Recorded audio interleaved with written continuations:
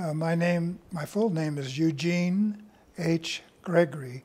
That's E-U-G-E-N-E, middle initial H, last name Gregory, G-R-E-G-O-R-Y.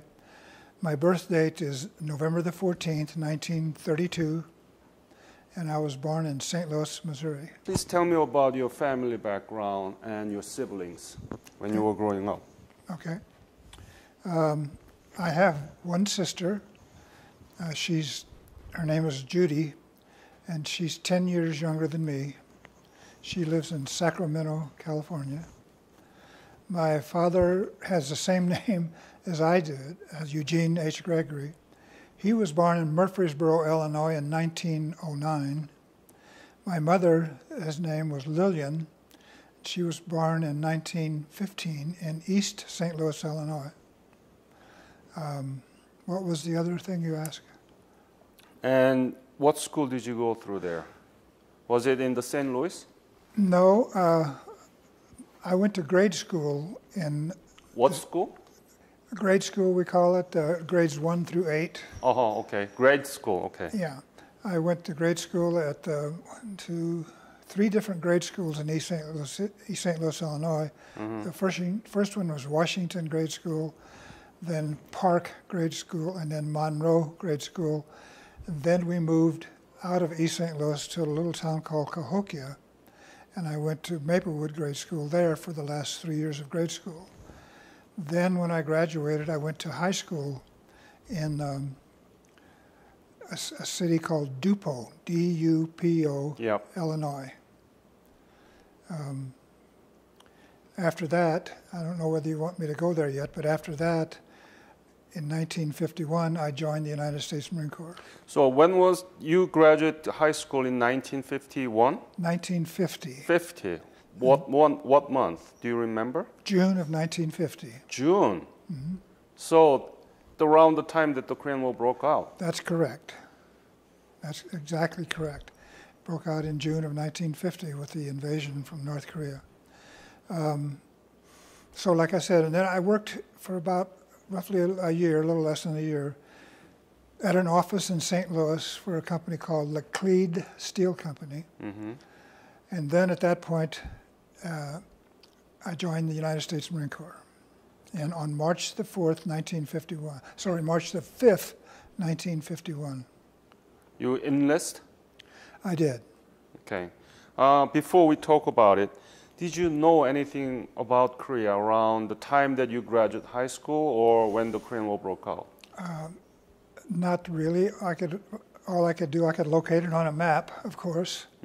But other than that, I had learned a little bit about the Korean history, the domination of Korea by Japan, for example, which lasted, I guess, 3 decades or something like that. And but other than that, I didn't know a lot. But subsequently, was fortunate enough to learn a very lot. How did you come to know of the breakout of Korean War? Do you remember the moment that you heard about it? Where were you? I know where I was. I was in St. Louis, Missouri, in June of 1950.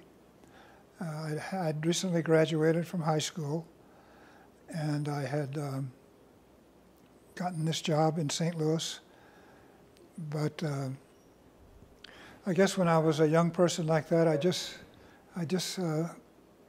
was interested in other things and didn't really know or remember exactly the breakout of the war. But I learned very quickly after that because the United States started what's called the draft, drafting people or conscripting them into the military. And so then I joined the Marine Corps. Where did you receive the basic military training? And what was your specialty and what unit did you belong to? Okay. I joined the Marine Corps on March the 5th, 1951. You said Marine Corps? Yes. Oh, I'm sorry, I misunderstood. Yeah, the United States Marine Corps. I joined on March the 5th, 1951, and went to San Diego, to Marine Corps Recruit Depot, Marine Corps Recruit Depot for what's called boot camp, basic training, which lasted approximately 14 weeks. And then, after a short furlough of like 10 days, I was assigned to advanced infantry training at Camp Pendleton, California, which is in the city of Oceanside. And there I probably spent 6 months of going through advanced infantry training. Then I was sent to a place called Pickle Meadows, P-I-C-K-L-E, Pickle Meadows, which is in the high Sierra Nevada mountains, and that was for cold weather training because we knew we were going to Korea, where it would be very cold. And then I came back and went to what was called Camp Del Mar, which is another smaller Marine Corps base across the freeway from Camp Pendleton. And there is where I was trained in artillery. I was trained to be what's called a forward observer, which is a person that directs artillery fire and so forth. So I left San Diego on a troop transport called the USS Henrico on November the 16th, 1951, bound for Korea. We stopped one day and one night in Kobe, Japan, and then we sailed across the East Sea and made an amphibious landing in a town just on the east coast of Korea, in a town, I think it's called Seokri, which is a ski resort now. And it's just south of what's called the 38th parallel, or the demilitarized zone. And we made an amphibious landing there, and then quickly moved up to the front lines, where we were in, and we were a part of what's called the 10th Corps, which consisted of the 1st Marine Division, some Republic of Korean Marine Corps divisions, some British divisions, and that's all I remember. What do you mean by advanced infantry training? What kind of training did you receive? Well, the Marine Corps philosophy is every Marine is, first of all, basically an infantryman, which means he carries a rifle, he fights on the front lines and so forth. That's their philosophy. And even if you later become trained as a cook or a truck driver, their belief is that at any time you can be transferred from that into an infantry company and move to the front lines. That's their philosophy. So what is infantry training? We learned a lot about weapons and how to fire weapons, learned how to, a lot of it was physical training, marching in the mountains and so forth. Basically, I don't know how else to explain it. It was rather rigorous. We had to train under live fire. By that I mean with barbed wire maybe this far, 3 feet off of the ground, crawl under that with 50 caliber machine guns being shot over our head, and them setting off dynamite charges around us to train you to be able to adapt in the combat situations. And so that was a very significant and rigorous set of training and exercises, going through obstacle courses and things of that nature, very similar to what I saw in Korea being conducted by the Korean Marine Corps.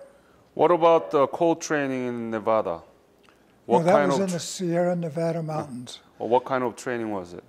It was basically just survival. We did have an aggressor force that was playing like the enemy against us. And we basically were taught survival techniques for how to survive in cold weather. The proper clothing to wear, how to do everything you could to stay warm, because as you know, on the east coast, particularly of Korea, where it's more mountainous, the winters get very brutal there. And I remember one time it was like 35 degrees Fahrenheit below zero. And so we had to be trained to do the best we could to adapt to that.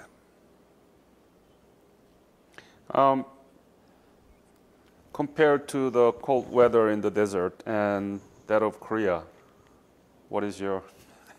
The cold weather, I've never been in weather as cold as I was during the winter of 1951 and 1952 in Korea. I must say that we were better equipped in terms of proper clothing, like boots and jackets and clothing like that. We were much better prepared for the cold weather than our enemies. The North Koreans and the Chinese were not as well prepared as we were. And I think they suffered more than we did, although it was difficult for us as well. Do you remember the name of the camp that you joined, like a punch bowl or? Well, yes. We were very near the punch bowl, which is what the South Koreans refer to sometimes as Mount Desol. Mount Desol, D-O-S-O-L. D-O-S-O-L. Yeah. Uh-huh. I'll tell you later about my recent visits to South Korea and the significance of Mount Desol. Mm-hmm. What was your typical day, the mission? Please describe in detail in sort of picturesque form so that the audience who listening your interview will have pretty good idea of what did you do, what you did.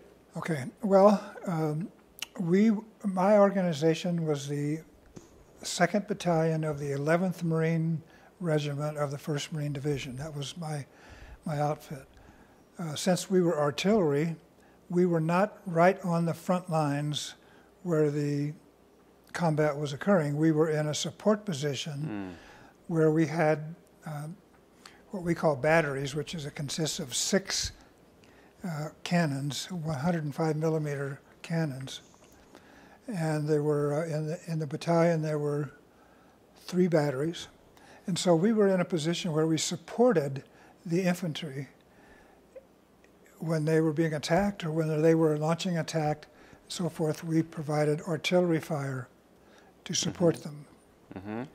And what I had to do was travel around all these artillery batteries that I mentioned earlier every day to provide communication and to pass what's called the password. The password changes every day.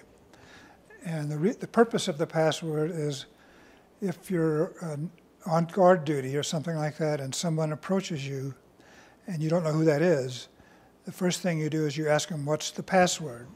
And the password changes every day. And if that person does not know what the password is, then that's a good sign that he's not a friendly. So that was one of my duties. I did provide some support for the infantry companies in the location of enemy to provide artillery fire on, because I was trained as a forward observer. And basically the biggest threat that I personally faced was not from what I would call small arms fire, like rifle fire, but it was from mortars and artillery. I often had to jump into a foxhole or something like that because we were being bombarded by primarily mortar fire from the North Koreans and the Chinese, and also artillery fire. Were they good, the enemies? Yes, they were. I'll tell you why. Fortunately, we, the United Nations forces, had total air superiority with airplanes. And so it was very difficult, we made it very difficult for the enemy, the North Koreans and Chinese, to move supplies forward. Yeah. They had to do it at night and so forth. So they did not have the benefit of having as much ammunition as we did in terms of mortars, artilleries, and things like that. So they had to become very skillful at the use of their weaponry. Probably the closest I came to being wounded or killed was one day I was in a Jeep vehicle, and I was coming to this, I was on a dirt road, I was coming to this corner where I had to make a very sharp left turn. And there was a big mountain there which was occupied by the Chinese, and they had mortars. And just as I made that turn, a mortar landed in the road right in front of my Jeep. Wow. And it was wintertime. And so I was forced to stop, jump out, and run and get in a ditch that was full of snow. And so at that point, the Chinese started trying to zero in on me in my Jeep. And it became a lull in the firing, and I got up and ran over a ridge and escaped. But that's the kind of dangers I was exposed to, rather than being on the front lines with a rifle doing that kind of combat. It was a support role provided by artillery. Any other dangerous moments during your service? Oh yeah, and in the nighttime, the enemy used what's called interdictory fire. Mm-hmm. They would use mortars and artillery, mm-hmm. And this to keep you awake. And so you had to sleep in sandbag bunkers and things like that in order to survive. And it was hard to get enough sleep because you were under bombardment.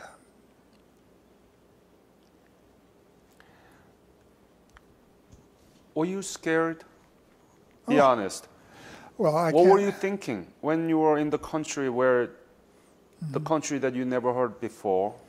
You didn't know nothing about it, mm-hmm. and you were there and you were so scared. What were you thinking? Well, I would be dishonest if I didn't say I was scared.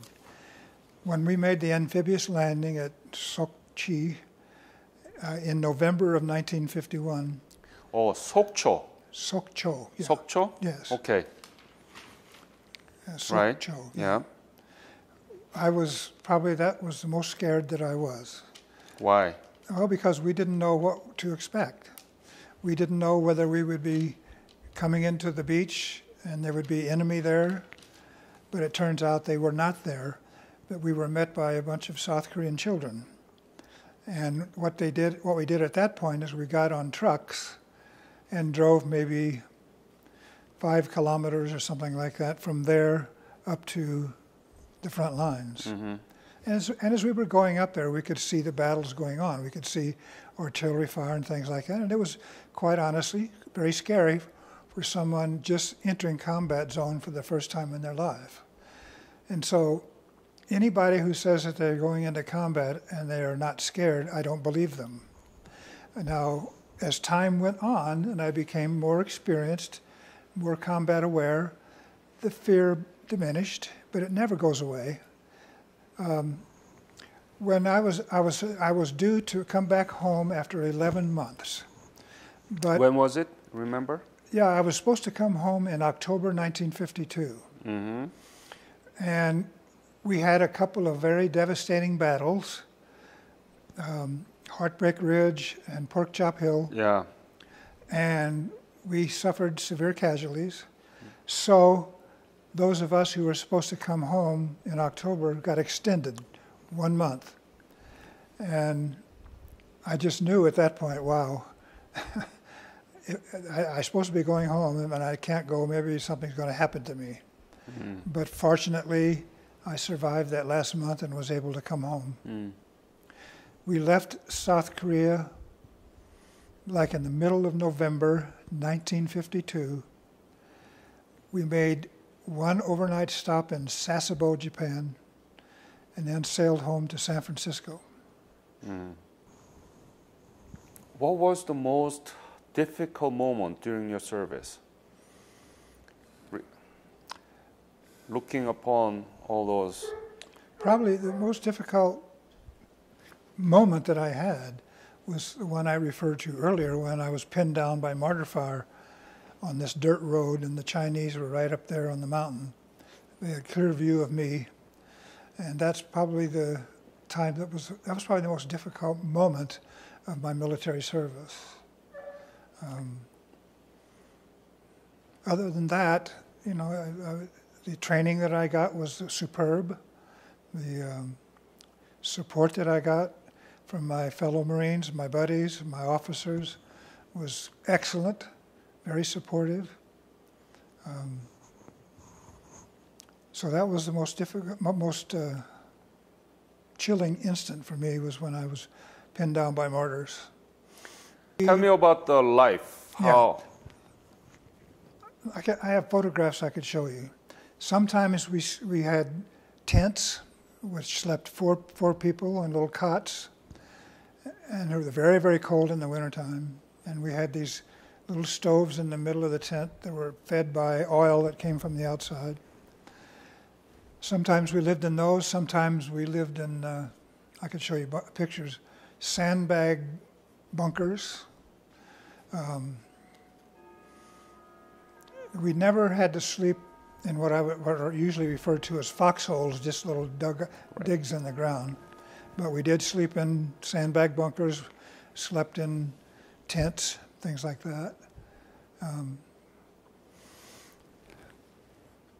don't know if you want me to go on, but after I think about roughly 6 months over by the Punch Bowl over in eastern Korea, the 1st Marine Division was transferred.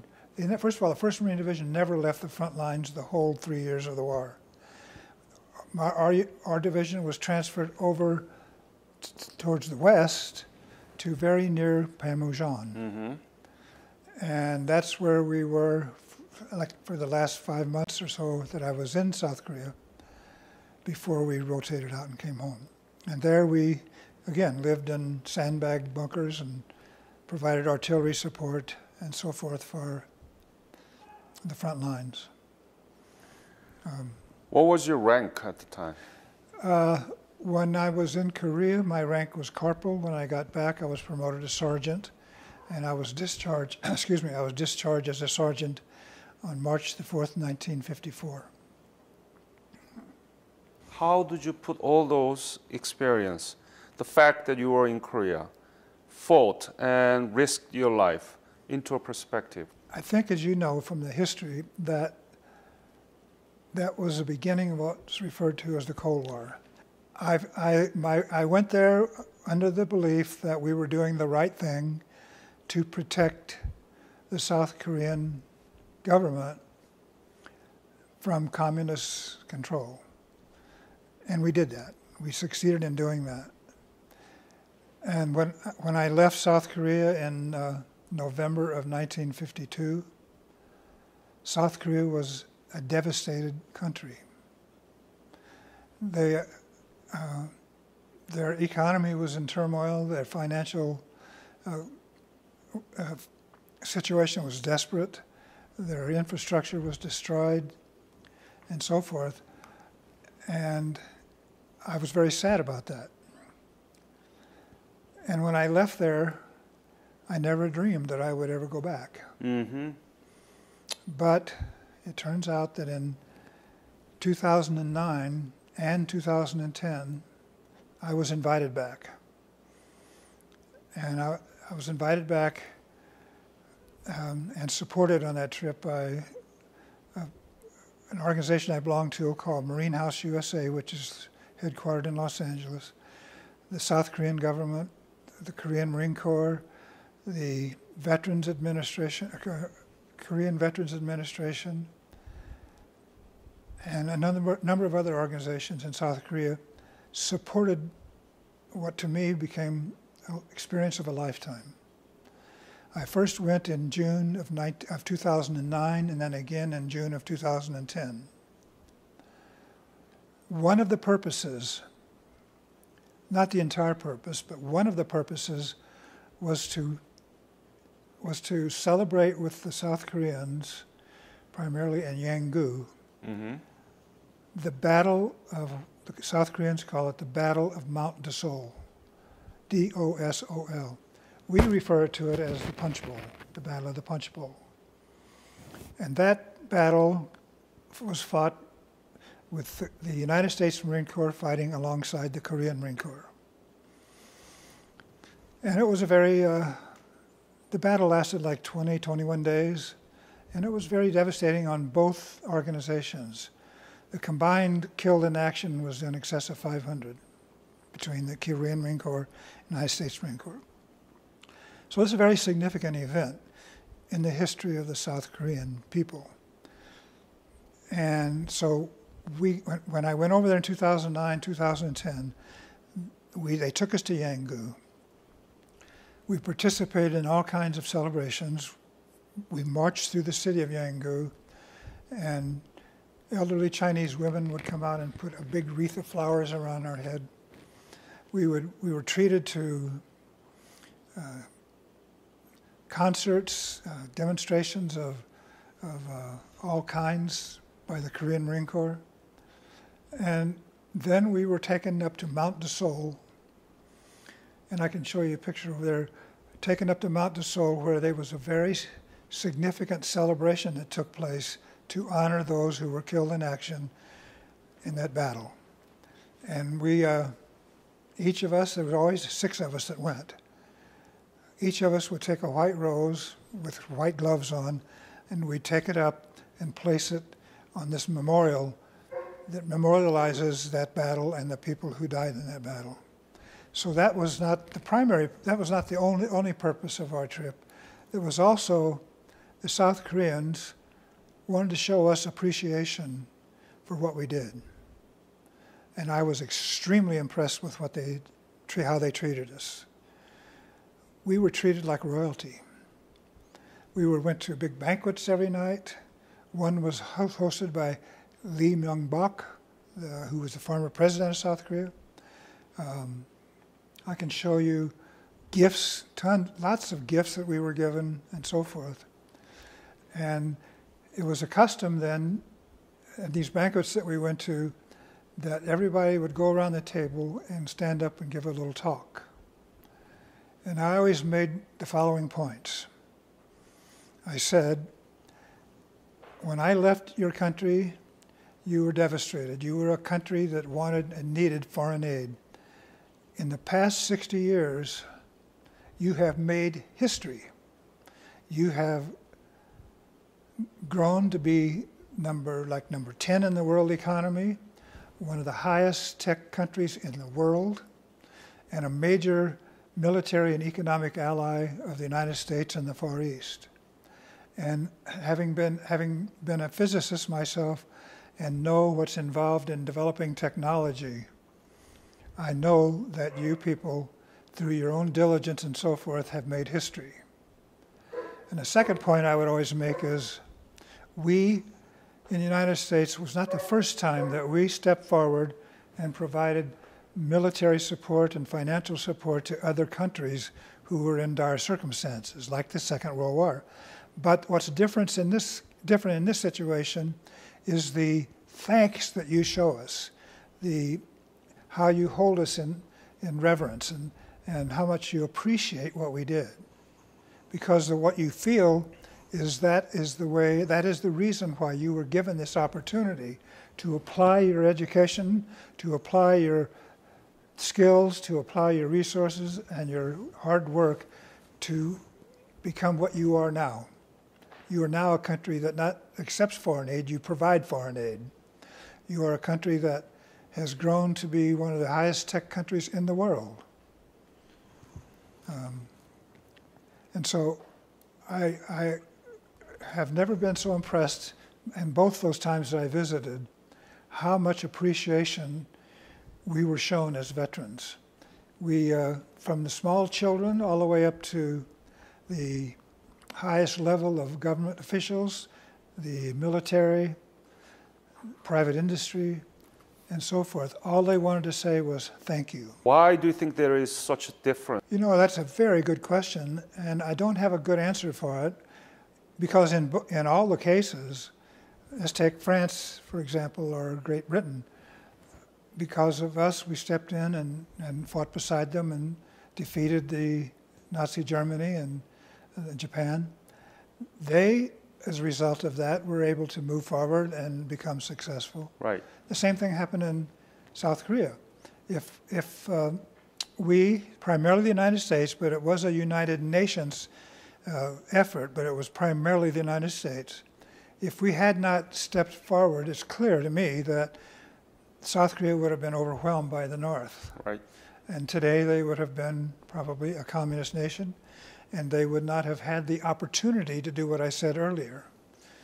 And look at the difference between South Korea and North Korea in terms of their economic development, their standard of life, the health and welfare of their citizens, and so forth. When I was up at the DMZ, the demilitarized zone, just north of the Punch Bowl, I looked south into the Punch Bowl area, and all I saw was examples of advancement. Farmland, factories, things happening, and so forth. I turn around, I look north into North Korea, I see nothing of importance, just wasteland. Different. I don't know, it must be the culture. Japan had dominated Korea for 3 decades, and they were harsh and mean. And Korea was liberated by at the very end of this World War II. And I believe at that point the South Koreans became grateful to the Western world because they were no longer under the imperial domination of Japan. And that may have something to do with the fact that they are incredibly appreciative of what happened in the Korean War. Mm-hmm. I have a book over there I want to show you when we get to it. It's called Korea Reborn. Reborn, yes. Are you familiar with that book? Yeah, yeah. Just recently, about a month ago here in St. George, we had a celebration of veterans. Mm-hmm. And I was not aware of this book, but when I went to the celebration, those of us who were Korean veterans were given a copy of this hardbound book. And it's incredible. I've read it 3 times, and I really enjoy picking it up and reading it because it provides a very excellent history of the Korean War and what's happened in Korea since then and how it's come from devastation to a modern, wonderful country. Yeah, that has a very good contrasting picture before and after. Yeah, right? in the very front of the book shows a picture of Seoul back then and Seoul now.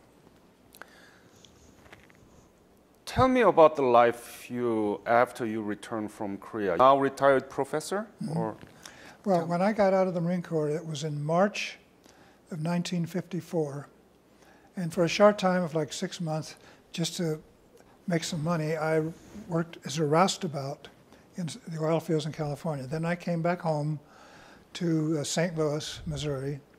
And our country had at that time, and I think they still do, something called the GI Bill. Mm-hmm, mm-hmm. And the GI Bill provided me the opportunity to go to college. And I went to Washington University in St. Louis. Wow, good university. For 4 years and graduated in 1958 with my bachelor's degree in physics. Why physics? Well, it's a good question. Let me give you a little background. When I was working in the oil fields, I became enamored by the possibility of becoming an oil scout. By that I mean someone that travels around the world and tries to find new oil fields. And so when I registered at Washington University, I registered in geological engineering, but I never did that curriculum because when I got there, my cousin Bill was 2 years ahead of me, and he was in electrical engineering. And he said, why don't you try electrical engineering? So that's what I started in as a freshman. And then I took my first course in physics. It was taught by a Nobel Prize-winning physicist, Arthur Holly Compton. And he made such an impression on me, and I fell in love with the subject, that I went from there all the way to my doctorate pursuing degrees in physics. What was your dissertation topic, PhD? Okay, let me continue. I'll get to that in just a second. So I got my degree as the undergraduate degree at Washington University in 1958, and I applied for fellowships. I was awarded 3 fellowships: an Atomic Energy Commission fellowship, a Woodrow Wilson fellowship, and Howard Hughes offered me a complete full ride fellowship if I went to either UCLA or USC. So I accepted the Howard Hughes fellowship, and I went to UCLA. Started in 1958 and finished in 1965 when I successfully defended my dissertation. My dissertation was in a subject that I would call low temperature, those temperatures you can achieve with liquefied helium, and what's called nuclear magnetic resonance. Nuclear magnetic resonance is an experimental tool used by physicists, chemists, and others to study the internal properties of materials. Nuclear magnetic resonance. Resonance. Yeah. And people wanted to use it to study the properties of single crystal metals, but they couldn't because there's something called a skin effect. If I apply a high frequency electromagnetic field to a piece of metal, it will penetrate into the metal only a very small distance called the skin effect. And so they were not able to get this high frequency electromagnetic field to penetrate into a metal to couple with the nuclear spins. And so I developed a technique not using electromagnetic waves, but high frequency sound waves, ultrasonic waves, which I could bond a transducer onto a piece of metal and the high frequency sound waves would penetrate right into the metal. And you developed that technology? Well, I used the technique was actually developed by Dan Bolef, B-O-L-E-F, but he never applied it to a metal. And so I was the first one to think of applying it to a metal. And I first succeeded in observing the phenomenon in a single crystal of metallic tantalum on Christmas Eve 1964. And that was a significant event in my life because no one else had ever done that in the history of the planet. And so it took me from that point in time until the middle of 1965 to do further experimentation, write my thesis, and defend my thesis and get my degree.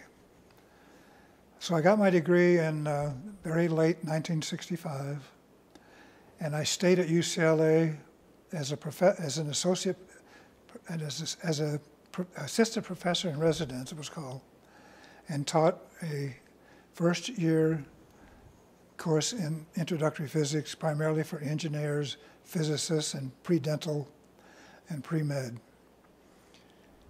In 1966, well, I spent that year that I was teaching also traveling around the country, giving seminars on my thesis, looking for a more permanent position. And it was a very good time to graduate back in those days.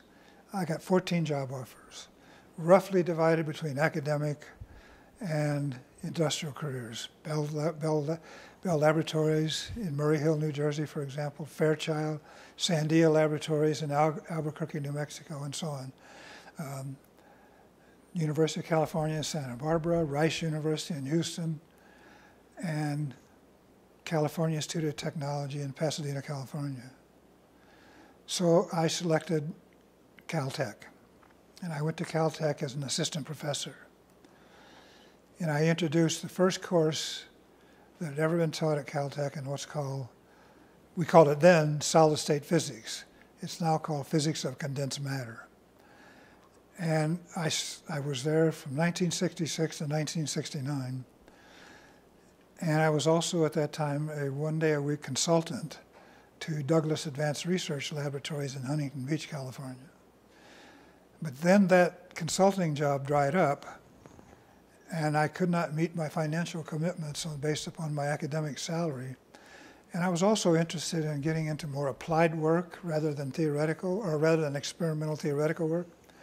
And so I went back to industry, and I naturally migrated to Hughes Aircraft Company because they were so good to me. And so I went to Hughes Aircraft Company and I spent like 25 years there. I started as a senior staff physicist and I ended up as director of technology of what's called the Hughes Radar Systems Group. The company at that time consisted of 6 major groups, each one doing about $1 billion a year in business. And I was as director of technology of Radar Systems Group, and we were developing all the modern multi-mode air-to-air, air-to-ground radar for the fighter aircraft for the United States Air Force and Navy. Aircraft like the F-14, the F-15, the F-18, the stealth bomber, and so on. And finally, the Cold War ended, and the defense budget tanked. And I could see the writing on the wall that industry was going to, the defense industry, the aerospace industry in particular, was coalescing. Companies were buying each other. In fact, the company I lived with for 25 years, Hughes Aircraft Company, doesn't exist anymore. It was purchased by Raytheon and Boeing. So I decided to go back into academia. And I competed for a position as an Associate Dean of Engineering at the University of Illinois in Champaign-Urbana. It was a very coveted position, so there were a lot of people applied for it. And there was successive down selections by the selection committee. And I was finally awarded the position in early 1994. So in early 1994, I left Hughes and went to the University of Illinois in Champaign-Urbana and became an Associate Dean of Engineering. And now, I'm very proud of this. Now, if you go back there, there is a research park, there is a incubator, there is actually a hotel with a conference center, and there is companies, big companies like Caterpillar, Rockwell International, Motorola, to name a few, Intel, who have now established satellite organizations in that research park to enjoy all the advantages to both the company and the university. University of Illinois at Urbana-Champaign, right? Yes, sir. Oh. Your service during the Korean War actually had a very good positive impact upon your private life. I am extremely proud of the service that I provided and the part that I played in that Korean War. Quite honestly, I was always proud of it, but when I really became proud was in 2009 and 2010 when I was given the opportunity to go back and visit and see what South Korea had accomplished and to see how much they appreciated what we did. And it just gave me an immense amount of pride. And today, I have many close friends that are in South Korea, in both the military and high levels of industry. You look out in my driveway, I have a Hyundai car. I have so much respect for their technology and what they've done with their lives and what they've done with their country that it's just extremely rewarding for me. And so I'm very, very happy and thankful for what I did and the opportunity I was given to do that. Any message for young generation or anything? Well, I just want to say that I think your project is incredibly wonderful. Thank you. Because I couldn't agree more with you that that part of our history is being lost to our younger generation. I would be willing to bet that you could go to a high school now and ask those high school history students, what do they remember about this war? They wouldn't know anything about it. You go to Korea, you ask, and I've done this. I have a very good friend, Yoon, who, one of the things that I didn't tell you about that we were going, when I was in South Korea the second time, 2010, we took a bus trip up to what's called the Joint Security Area. Yep. Where they, Panmunjom. yes. On the bus, there were 6 of us Marines, and we pulled off to a little side place, and there was another bus there. And on that bus were South Korean high school students. And half of them got off their bus, and half of us got off our bus, and we switched seats. And I was sitting next to this little, very cute little South Korean girl named Yi-un. And we struck up a conversation. She could speak English as well as you or I. And we spent the day together. We went up to the joint security area. We came back. We had a picnic alongside the road. And we exchanged emails. And at that point, I had a medal around my neck that was given to me at a banquet hosted by Lee Myung-bak. And I thought, I'm going to give this to that little girl. And I gave it to her. And she was so happy, she almost cried. And she said, just a moment, Marine. She ran to her bus, and she came back with this little box. She said, this is something I made myself, and you can have it. So I have it in my office. And we've exchanged emails since then. But now there's an example, like I was saying earlier, of the thanks that you receive when you go to South Korea from all levels of society. And it makes you feel very proud of yourself. Absolutely. Here's photographs that were given to us. Mm-hmm. And what do you want to point? And well, let's see. It's a Tosol mountain. Tosol. Yeah. This is me right here, and this is at a big amphitheater that was in Yangon where they were putting on demonstrations for us. Mm-hmm. And this was at the headquarters. Oh, that dog. This is at the headquarters of Korean Marine Corps 1st Division. And this is the commandant of the Marine Corps at that time, Korean Marine Corps at that time. And these are all just pictures showing some of the places we were taken and so forth as we visited South Korea. I mentioned to you earlier the people of the Marines holding the white rose, taking it up to this memorial. Including you, right? Yes, I'm right there. Mm-hmm. Okay. Everything else is just gifts. This here, this Peace medal. Ambassador medal. I'm sorry, sir. Peace Ambassador medal, right? Yes. Yeah. This is a medal that goes with this proclamation. Right. And this is was given to me at a banquet hosted by Lee Myung-bak, mm-hmm. who is the president, was at that time the president of South Korea. And we've talked about this. This is a wonderful book. Yes. Wonderful book. And these are just programs that we were given when we were there in 2010 and 2009. Right. And there are some videos mm-hmm. and so forth that we were given. And you can see the other things. And your beautiful house. Well, thank you, sir. I am very impressed. I appreciate that. Thank you. And here, Dr. Gregory, Professor Gregory, and Korean War veteran Gregory, Eugene Gregory. Thank you very, very much for your fight and your sacrifice. And because of your service, there is a Korea now, and we are the strongest ally. Yes, we are. Yes, South Korea is a major military and economic ally of the United States.